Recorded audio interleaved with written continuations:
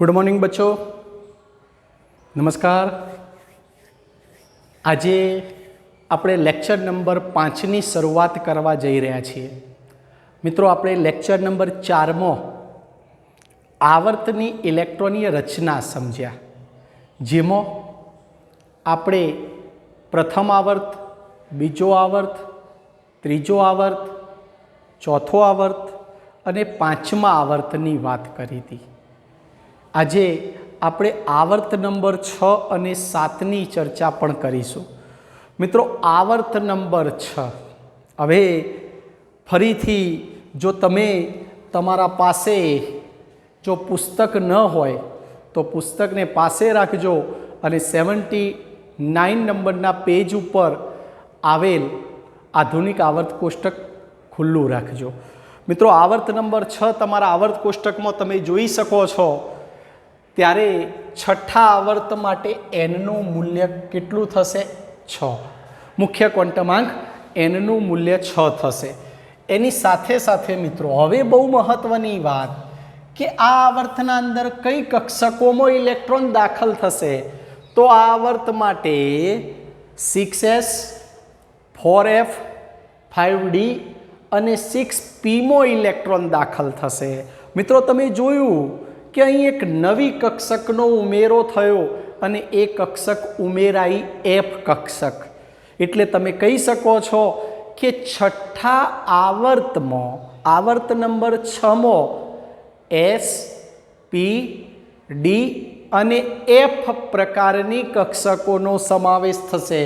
મિત્રો, અહીંયા બાજુમાં આપણે થોડુંક રફ વર્ક કરીએ। એસ, પી, ડી અને એફ પ્રકારની કક્ષકોનો સમાવેશ છઠ્ઠા આવર્તમાં થયો। મિત્રો, એસ પ્રકારની કક્ષક 1, પી પ્રકારની પેટા કક્ષકો 3, ડી પ્રકારની પેટા કક્ષકો 5 અને એફની 7 પેટા કક્ષકો। અહીં કુલ કક્ષકોની સંખ્યા આવર્ત નંબર 6 માટે કુલ કક્ષકોની સંખ્યા કેટલી થશે મિત્રો? તો 3 ને 1 4 ને 5 9, 9 6 15 ને 1 16, કુલ કક્ષકોની સંખ્યા થશે 16। અને ગઈકાલ મુજબ યાદ કરો કે કક્ષકોની સંખ્યા 16 તો એની બમણી સંખ્યામાં આવર્તમાં રહેલા તત્વોની થશે। તો 16 થી બમણી સંખ્યા કરશો તો બમણી સંખ્યા આવશે 32। તો આપણે કહી શકીશું કે આવર્ત નંબર 6માં તત્વોની સંખ્યા કેટલી આવશે? 32। કેવી રીતે નક્કી કર્યું? તો આવર્ત નંબર 6માં એસ, પી, ડી અને એફ પ્રકારની કક્ષકોનો સમાવેશ થશે અને 1 એસ પ્રકારની, 3 પી પ્રકારની, 5 ડી પ્રકારની અને 7 એફ પ્રકારની, એમ કુલ કક્ષકોની સંખ્યા થશે 16। અને 16 કક્ષકોની સંખ્યા થાય ત્યારે એના બમણી સંખ્યા 32 તત્વોનો સમાવેશ થશે।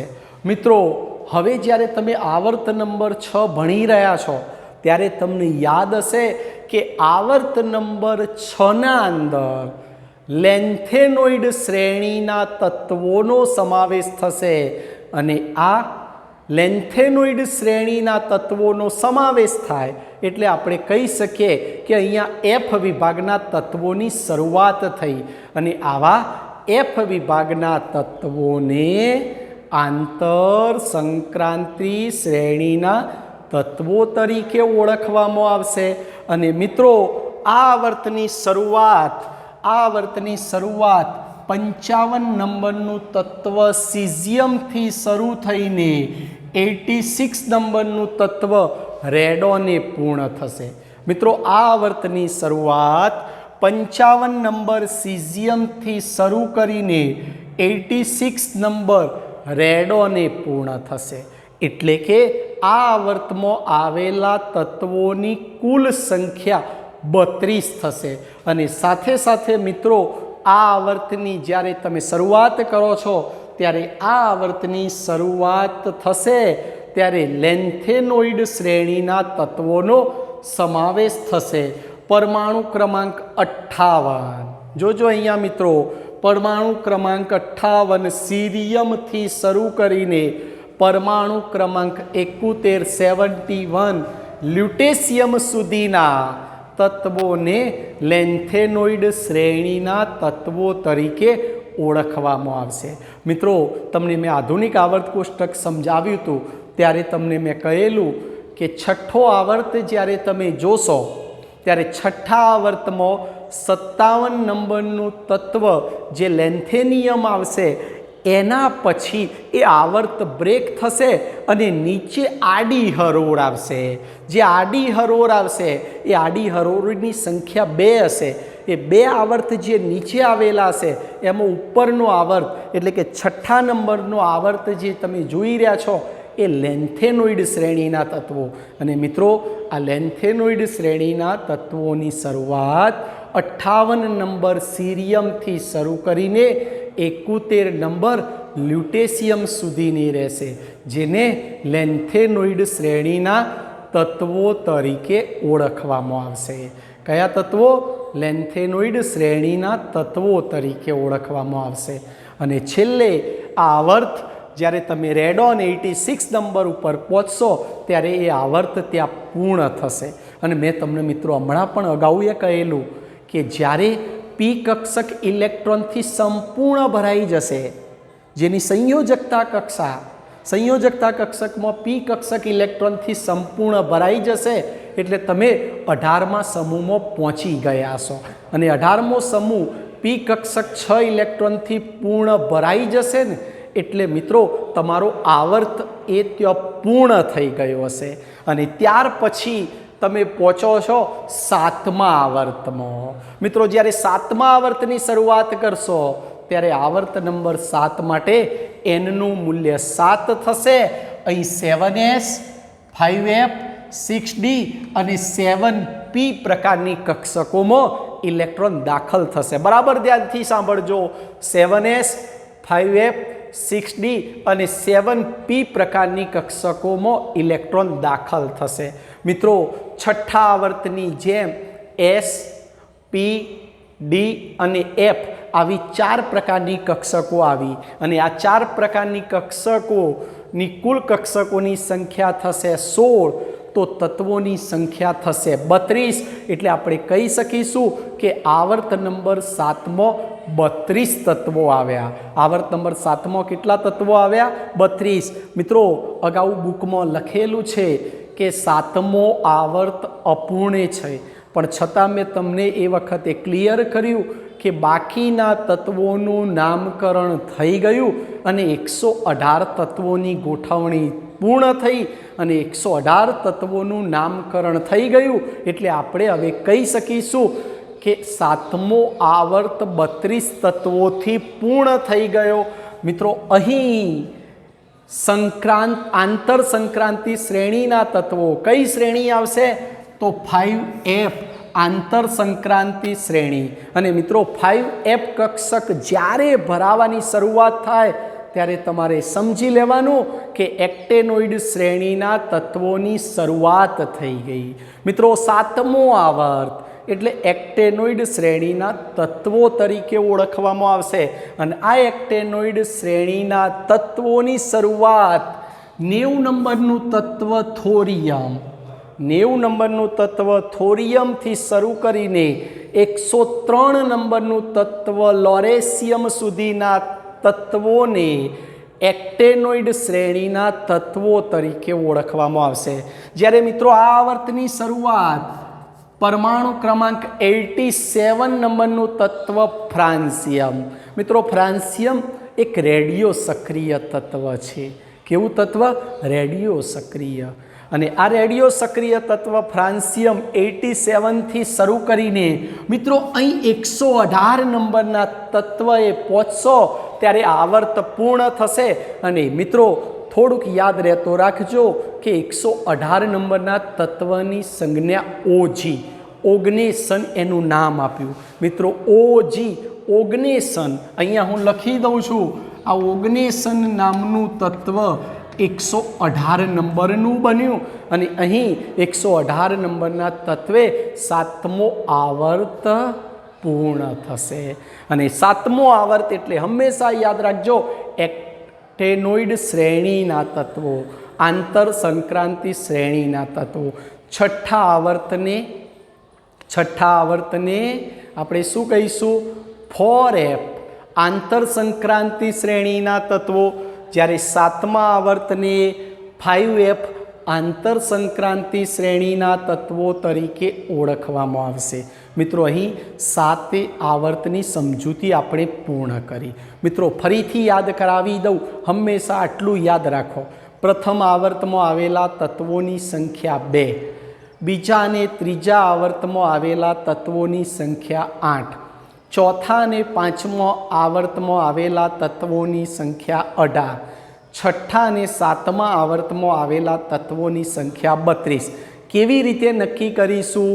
તો જે તે આવર્તમાં કઈ કક્ષકો આવેલી છે એના ઉપરથી નક્કી કરી શકાય। પહેલા આવર્તમાં માત્ર S પ્રકારની એક જ કક્ષક માટે એના કરતાં બમણી સંખ્યાના તત્વોની સંખ્યા 2, બીજા અને ત્રીજા આવર્તમાં S અને P પ્રકારની 2 કક્ષકો, S પ્રકારની એક કક્ષક અને 3P પ્રકારની કુલ કક્ષકોની સંખ્યા કેટલી થઈ મિત્રો? 4। તો એની બમણી સંખ્યા 8 માટે બીજા અને ત્રીજા આવર્તમાં તત્વોની સંખ્યા કેટલી બનશે? 8। જ્યારે ચોથા અને પાંચમા આવર્તની વાત આવશે ત્યારે ચોથા અને પાંચમા આવર્તમાં S, P અને D પ્રકારની કક્ષકોનો સમાવેશ થશે। એક S પ્રકારની, 3P પ્રકારની અને 5D પ્રકારની, આમ કુલ 9 કક્ષકોની સંખ્યા થઈ અને એના કરતાં બમણી સંખ્યા 18। તો ચોથા અને પાંચમા આવર્તમાં આવેલા તત્વોની સંખ્યા કેટલી થશે? 18। પણ મિત્રો એ પણ યાદ રાખજો કે જેવા તમે આવર્ત નંબર 4 અને 5માં પહોંચી જશો ત્યારે સંક્રાંતિ શ્રેણીના તત્વો એટલે કે ડી વિભાગના તત્વોની શરૂઆત થઈ જશે। અને ડી વિભાગના તત્વોની શરૂઆત થઈ જાય એટલે ચોથો અને પાંચમો આવર્ત આવ્યો। હવે પહોંચો છો તમે છઠ્ઠા આવર્ત અને સાતમા આવર્તમાં। મિત્રો છઠ્ઠા આવર્ત અને સાતમા આવર્તમાં S, P, D અને F પ્રકારની કક્ષકો એ પ્રમાણે કીધું કે 16 કક્ષકો કુલ થશે અને એના કરતાં બમણી સંખ્યા એટલે 32 તત્વો આવશે। કેટલા તત્વો આવશે? 32 તત્વો આવશે। અને એ ઉપરથી આપણે કહી શકીએ કે છઠ્ઠા અને સાતમા આવર્તમાં આવેલા તત્વોની સંખ્યા 32। જ્યારે છઠ્ઠો આવર્ત આવે એટલે તરત જ મગજમાં લાઇટ થઈ જવી જોઈએ કે હું લેન્થેનોઇડ શ્રેણીના તત્વોમાં પહોંચી ગયો। જ્યારે સાતમો આવર્ત આવે ત્યારે એક્ટેનોઇડ શ્રેણીના તત્વોની શરૂઆત થશે। મિત્રો કોઈ પણ પ્રોબ્લેમ હોય તો હજુ પણ પૂછી શકો છો, પણ મિત્રો આવર્ત કોષ્ટકની સાથે સાથે સમજતા પણ રહો। મિત્રો ખરેખર જો તમે આવર્તની ઇલેક્ટ્રોનીય રચના સમજી જશો તો તમે કયું તત્વ કયા આવર્તમાં આવેલું હશે એ સરળતાથી શીખી શકશો। મિત્રો એ પણ તમને કહું કે S પ્રકારની કક્ષકોમાં માત્ર ને માત્ર વધુમાં વધુ 2 ઇલેક્ટ્રોન ભરી શકાય। એટલે S વિભાગને 2 સમૂહમાં વહેંચ્યો, સમૂહ 1 અને સમૂહ 2, એટલે કે 2 ઇલેક્ટ્રોન ભરી શકાતા હોવાથી S વિભાગને 2 સમૂહમાં વહેંચ્યો।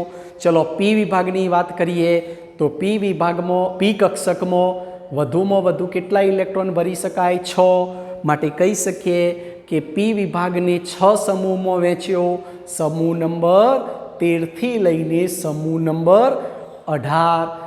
એ જ પ્રમાણે ડી વિભાગ, તો ડી વિભાગના અંદર ડી કક્ષકમાં વધુમાં વધુ તમે કેટલા ઇલેક્ટ્રોન ભરી શકો છો? 10 ઇલેક્ટ્રોન ભરી શકો છો। માટે આપણે એમ કહી શકીએ કે ડી વિભાગને સમૂહ નંબર 3 થી સમૂહ નંબર 12 એટલે કે 10 સમૂહના અંદર વહેંચણી કરી। જ્યારે એફ વિભાગને શોધવા માટે ક્યાંય જવાનું નહીં, આવર્ત કોષ્ટકને છેડે જે આડી 2 હરોળ આપી એ એફ વિભાગના તત્વો, એમાં પ્રથમ હરોળ જે આપી છઠ્ઠા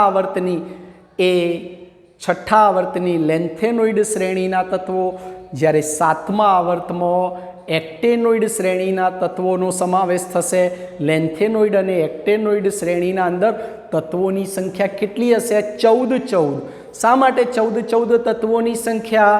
તો એ ક્લિયર થઈ ગયું કે એફ કક્ષકની ડીજનરેટ કક્ષકો 7 અને વધુમાં વધુ 14 ઇલેક્ટ્રોન ભરી શકાય, માટે એફ વિભાગના અંદર લેન્થેનોઇડ અને એક્ટેનોઇડ શ્રેણીમાં 14 તત્વોનો સમાવેશ કર્યો. અને મિત્રો, કોઈ પણ તત્વની જ્યારે તમે ઇલેક્ટ્રોન રચના લખશો અને એના સંયોજકતા કોષનું મૂલ્ય લખશો એટલે તમે ક્લિયર કરી શકશો કે આ તત્વ આ સમૂહનું હોવું જોઈએ. ક્લિયર કરી શકો છો.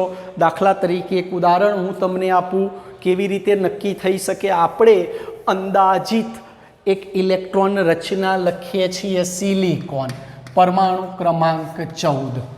સિલિકોનની ઇલેક્ટ્રોનીય રચના લખીએ છીએ પરમાણુ ક્રમાંક 14. શું લખાશે મિત્રો?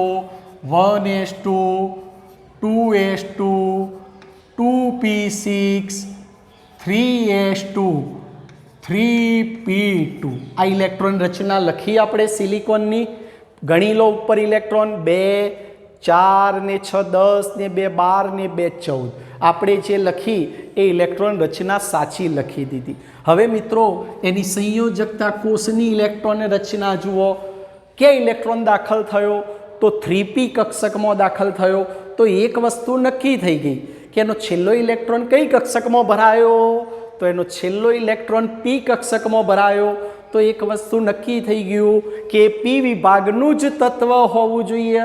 એટલે સિલિકોનને જ્યારે શોધવા જાઓ ત્યારે તમારી નજર ક્યાં જશે? આવર્ત કોષ્ટકની બિલકુલ જમણી બાજુ. અને આવર્ત કોષ્ટકની બિલકુલ જમણી બાજુ એટલે p વિભાગ આવશે. અને બીજી વાત કે તમને એ પણ ક્લિયર થઈ ગયું કે અહીં મુખ્ય ક્વોન્ટમાંક nનું મૂલ્ય કેટલું? તો મુખ્ય ક્વોન્ટમાંક nનું મૂલ્ય 3 આવ્યું. અને મુખ્ય ક્વોન્ટમાંક nનું મૂલ્ય 3 આવ્યું તો એ પણ ક્લિયર થઈ ગયું કે આવર્ત નંબર 3નું જ તત્વ હોવું જોઈએ. કયા આવર્તનું? આવર્ત નંબર 3નું જ તત્વ. જ્યારે એના ટોટલ સંયોજકતા કોષની રચના જુઓ, એના સંયોજકતા કોષની રચના જોશો તો 3s2 3p2. એના સંયોજકતા કોષમાં કેટલા ઇલેક્ટ્રોન છે? 4. મિત્રો, એ 4 ઇલેક્ટ્રોનથી એ પણ નક્કી થઈ શકાય કે સમૂહ નંબર 14નું તત્વ હોય. એ કેવી રીતે નક્કી કરીશું એ પછી જોઈશું. એ જ્યારે પ્રકરણનો પાછળનો ભાગ આવશે ને ત્યારે એની આપણે ચર્ચા કરીશું કે આ તત્વ આ જ સમૂહનું હોવું જોઈએ. પણ ફક્ત અત્યારે આટલું જ યાદ રાખો કે આ તત્વ આવર્ત નંબર 3નું છે એ કેવી રીતે નક્કી કરી શકાય?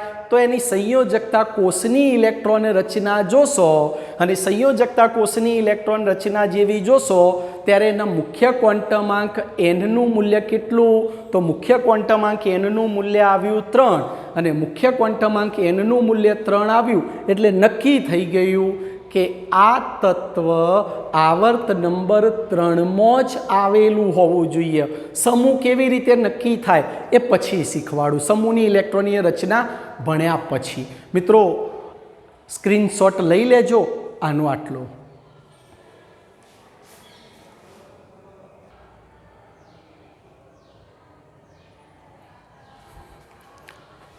મિત્રો, મેં હાલ તમને જે સિલિકોનની ચર્ચા કરી એ બોર્ડની પેલી તરફ જ્યારે લખ્યું હતું ને ત્યારે તમને સ્ક્રીન ઉપર દેખાયું નથી. તો જરા એની ચર્ચા આપણે ફરીથી કરીએ. મિત્રો, કોઈ પણ તત્વ કયા આવર્તમાં આવેલું હોય છે એ કેવી રીતે શોધી શકાય એ મેં તમને અગાઉ સમજાવ્યું. એ જ પ્રમાણે આપણે એક ઉદાહરણ ફરીથી લઈને જોઈએ. મિત્રો, સિલિકોન પરમાણુ ક્રમાંક 14. મેં એની ઇલેક્ટ્રોનીય રચના લખી 1s2 2s2 2p6 3s2 3p2. મિત્રો, આ મેં એની ઇલેક્ટ્રોનીય રચના લખી દીધા પછી તમે એના સંયોજકતા કોષનું મૂલ્ય જોશો ત્યારે સંયોજકતા કોષ માટે nનું મૂલ્ય કેટલું થશે? તો nનું મૂલ્ય 3 થશે.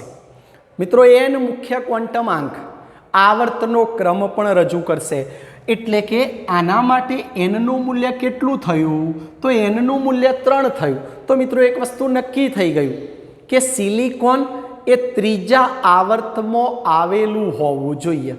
મિત્રો, હમણાં પણ મેં અગાઉ કહેલું કે કોઈ પણ તત્વની તમે ઇલેક્ટ્રોનીય રચના લખશો અને એ ઇલેક્ટ્રોનીય રચના લખ્યા પછી એના સંયોજકતા કોષના મૂલ્ય જોશો એ વખતે એના મુખ્ય ક્વોન્ટમાંક એનના મૂલ્ય પરથી તમે નક્કી કરી શકો છો કે આ તત્વ આ આવર્તમાં આવેલું હોવું જોઈએ. મિત્રો યાદ રાખો, કોઈ પણ તત્વની ઇલેક્ટ્રોનીય રચના ઉપરથી એ તત્વનું આવર્તમાં સ્થાન નક્કી કરી શકો છો. આવર્તમાં સ્થાન નક્કી કરવા માટે તમારે શું જોવાનું? માત્ર ને માત્ર એના સંયોજકતા કોષનું મૂલ્ય, એના મુખ્ય ક્વોન્ટમાંકનું મૂલ્ય, અને એના મુખ્ય ક્વોન્ટમાંક એનનું મૂલ્ય જોશો એટલે તમને ખબર પડી જશે કે આ તત્વ આ આવર્તમાં આવેલું હોવું જોઈએ. મિત્રો એ તત્વનું સમૂહમાં સ્થાન પણ નક્કી કરી શકાય છે કે તત્વ કયા સમૂહમાં આવેલું હશે, પણ મિત્રો એની ચર્ચા પછી કરીશું. બધા સમૂહ વિશે થોડુંક શીખી લઈએ. એસ વિભાગ, પી વિભાગ, ડી વિભાગ, એફ વિભાગ, આ 4 વિભાગો શીખી લીધા પછી આપણે સમૂહની ઇલેક્ટ્રોનની રચનાને સમજ્યા પછી એનું સ્થાન નક્કી કરીશું કે તત્વ કયા સમૂહમાં આવેલું હોવું જોઈએ. પણ મિત્રો અત્યારે તો તમને આવર્તમાં તત્વનું સ્થાન ખબર પડવી જોઈએ. યાદ રાખો, ફરીથી બોલું છું, એના મુખ્ય ક્વોન્ટમાંક એનનું મૂલ્ય, એના સંયોજકતા કોષનું મૂલ્ય જોશો એટલે તમને ખબર પડી જશે કે આ તત્વ આ આવર્તમાં આવેલું હોય. એની સંયોજકતા કોષની ઇલેક્ટ્રોનીય રચના જોશો એટલે નક્કી થઈ જશે. બાહ્યતમ કક્ષાની ઇલેક્ટ્રોનીય રચના ઉપરથી નક્કી થઈ જાય કે આ તત્વ આ આવર્તમાં આવેલું હશે. મિત્રો હવે આપણે સમૂહમાં ઇલેક્ટ્રોનીય રચનાની ચર્ચા કરીએ.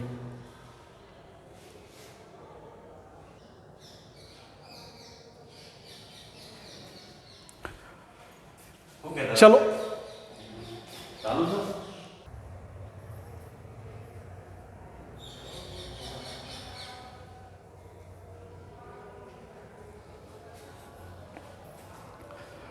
ચલો મિત્રો હવે આપણે સમૂહમાં ઇલેક્ટ્રોન રચના જોશું.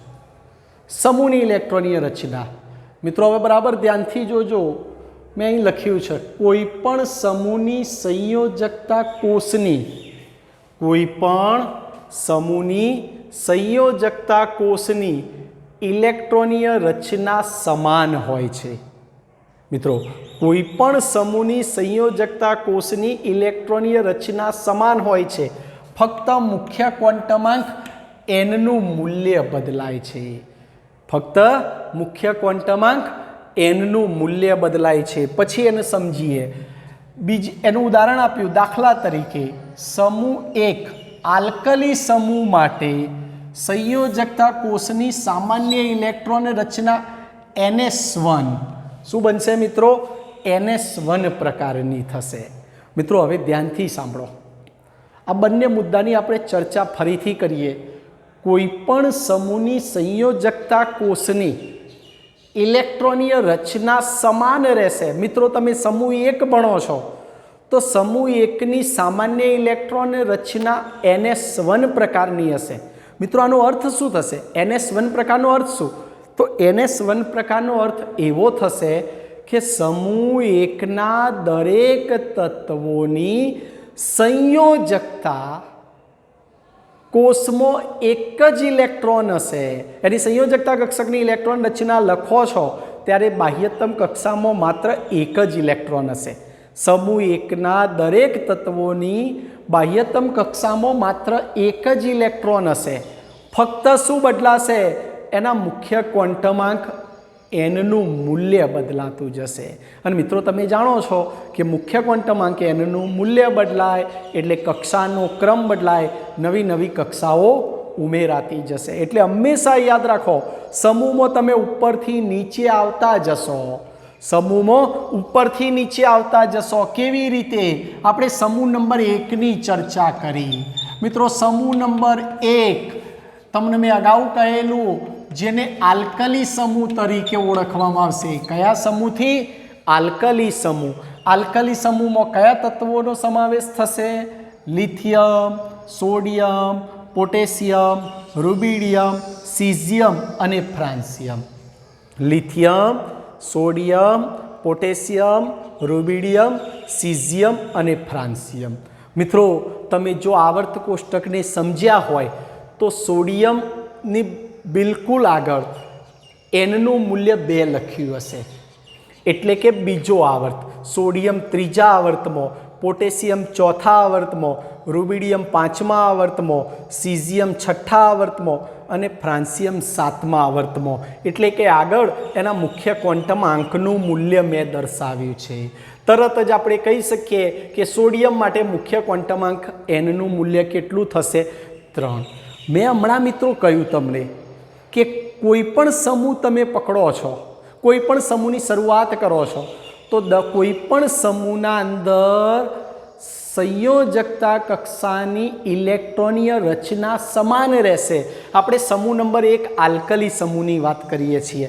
તો મિત્રો તમે જુઓ, લિથિયમની સંયોજકતા કક્ષામાં 1 ઇલેક્ટ્રોન, સોડિયમની સંયોજકતા કક્ષામાં 1 ઇલેક્ટ્રોન, પોટેશિયમની સંયોજકતા કક્ષામાં 1 ઇલેક્ટ્રોન, રૂબિડિયમની સંયોજકતા કક્ષામાં 1 ઇલેક્ટ્રોન, સીઝિયમની સંયોજકતા કક્ષામાં 1 ઇલેક્ટ્રોન, ફ્રાન્સિયમની મેં ઇલેક્ટ્રોનીય રચના શોર્ટ લખી ટૂંકી, અને એની સંયોજકતા કક્ષામાં પણ 1 ઇલેક્ટ્રોન. મિત્રો તમે જોઈ શકો છો આ દરેકે દરેક તત્વોની સંયોજકતા કક્ષાના અંદર 1 ઇલેક્ટ્રોન જ આવેલો છે. એટલે આપણે એમ કહી શકાય કે દરેકે દરેક તત્વોની સંયોજકતા કક્ષામાં રહેલા ઇલેક્ટ્રોનની સંખ્યા સમાન હોય છે. મિત્રો યાદ રાખો, કોઈ એક સમૂહ માટે, કોઈ એક સમૂહ, દાખલા તરીકે આપણે આલ્કલી સમૂહ લીધો, તો આલ્કલી સમૂહ માટે સંયોજકતા કક્ષાની ઇલેક્ટ્રોનીય રચના સમાન રહેશે. અને તમને હમણાં મેં અગાઉ કહેલું કે સમૂહ એકના દરેક તત્વોની સંયોજકતા કક્ષામાં ઇલેક્ટ્રોનની સંખ્યા કેટલી હશે? 1. અને સંયોજકતા કક્ષાની ઇલેક્ટ્રોનીય રચના જોવો એટલે તમને તરત જ ખબર પડી જાય કે આ તત્વ આ સમૂહનું જ હોવું જોઈએ. ફરીથી બોલું છું મિત્રો, આલ્કલી સમૂહના દરેક તત્વોની સંયોજકતા કક્ષામાં 1 ઇલેક્ટ્રોન, એટલે નક્કી થઈ ગયું કે આ તત્વ સમૂહ 1નું જ તત્વ હોવું જોઈએ. હવે મિત્રો જુઓ, મેં લિથિયમની ઇલેક્ટ્રોનીય રચના લખી 1s2 મિત્રો એક તો ક્લિયર થઈ ગયું કે એની સંયોજકતા કક્ષામાં 1 ઇલેક્ટ્રોન. પણ મિત્રો અહીંથી તમે નક્કી કરી શકો છો એના સંયોજકતા કોષ માટે એનનું મૂલ્ય કેટલું થયું? તો એનનું મૂલ્ય 2 થયું. તો નક્કી થઈ ગયું કે લિથિયમ એ બીજા આવર્તનું તત્વ. એ જ રીતે તમે સોડિયમની ઇલેક્ટ્રોનીય રચના જુઓ, તો સોડિયમની ઇલેક્ટ્રોનીય રચનામાં 3s1, સંયોજકતા કક્ષામાં ઇલેક્ટ્રોન તો એક જ, પણ મુખ્ય ક્વોન્ટમ આંક એનનું મૂલ્ય કેટલું? તો એનનું મૂલ્ય 3. તો સોડિયમ એ ત્રીજા આવર્તમાં. તમે જોયું, લિથિયમમાંથી સોડિયમમાં આવ્યા એટલે મુખ્ય ક્વોન્ટમ આંક એનનું મૂલ્ય બદલાઈ ગયું. કેમ બદલાયું? તો જ્યારે તમે એક આવર્તમાંથી બીજા આવર્તમાં આવશો, એક આવર્તમાંથી બીજા આવર્તમાં અને સમૂહમાં ઉપરથી નીચે આવશો એટલે નવી નવી કક્ષાઓ ઉમેરાતી જશે. અને નવી નવી કક્ષાઓ ઉમેરાતી જાય એનો મતલબ નવા શક્તિ સ્તરો દાખલ થતા જશે. અને નવા શક્તિ સ્તરો જેમ દાખલ થતા જાય એમ એમ નવી નવી કક્ષાઓ ઉમેરાતી જશે. અને નવી નવી કક્ષાઓ ઉમેરાવાના કારણે એના મુખ્ય ક્વોન્ટમ આંક એનનું મૂલ્ય પણ વધતું જશે. અને મિત્રો યાદ રાખો, મુખ્ય ક્વોન્ટમ આંક એનનું મૂલ્ય વધવાની સાથે સાથે એ પરમાણુનું કદ પણ વધતું જશે, એની પરમાણવીય ત્રિજ્યા પણ વધતી જશે. એ પાછળ શીખીશું. તો મિત્રો તમે આ બધા તત્વોની મેં ઇલેક્ટ્રોનીય રચના લખી, અને એ ઇલેક્ટ્રોનીય રચના ઉપરથી તમને સમજી શકો છો કે દરેક તત્વની સંયોજકતા કક્ષાની ઇલેક્ટ્રોનીય રચના સમાન છે. એટલે કોઈ પણ સમૂહ માટે જો સંયોજકતા કક્ષાની ઇલેક્ટ્રોન રચના સમાન હોય તો એ બધા તત્વો એક જ સમૂહના તત્વો તરીકે ઓળખવામાં આવશે. કોઈ પણ એક આલ્કલી સમૂહના દરેક તત્વોની સંયોજકતા કક્ષામાં 1 ઇલેક્ટ્રોન હોય, ફક્ત ને ફક્ત મુખ્ય ક્વોન્ટમ આંક એનનું મૂલ્ય બદલાશે. એટલે યાદ રાખો, કોઈ પણ સમૂહ માટે સંયોજકતા કક્ષાની સામાન્ય ઇલેક્ટ્રોન રચના એક સમાન રહેશે. ફક્ત ને ફક્ત એના મુખ્ય ક્વોન્ટમ આંક એનનું મૂલ્ય બદલાશે. એટલે આપણે કહી શકીએ છીએ કે સમૂહ એકના દરેક તત્વોની સંયોજકતા કક્ષાની સામાન્ય ઇલેક્ટ્રોન રચના NS1 ફક્ત એનનું મૂલ્ય બદલાતું જશે. અહીં એનનું મૂલ્ય 4 મૂકશો એટલે નક્કી થઈ જશે કે આવર્ત નંબર 4માં પહોંચી ગયા, અને આવર્ત નંબર 4માં પહોંચી જાઓ એટલે 4s1 બને. અને જેની સંયોજકતા કક્ષાની ઇલેક્ટ્રોન રચના 4s1 હોય તો એ તત્વ કોણ છે? 19 નંબરનું તત્વ પોટેશિયમ. મિત્રો, આ સમૂહની ઇલેક્ટ્રોનીય રચનાની વાત કરી. હવે લેક્ચર નંબર 6માં મળીશું. Okay, by.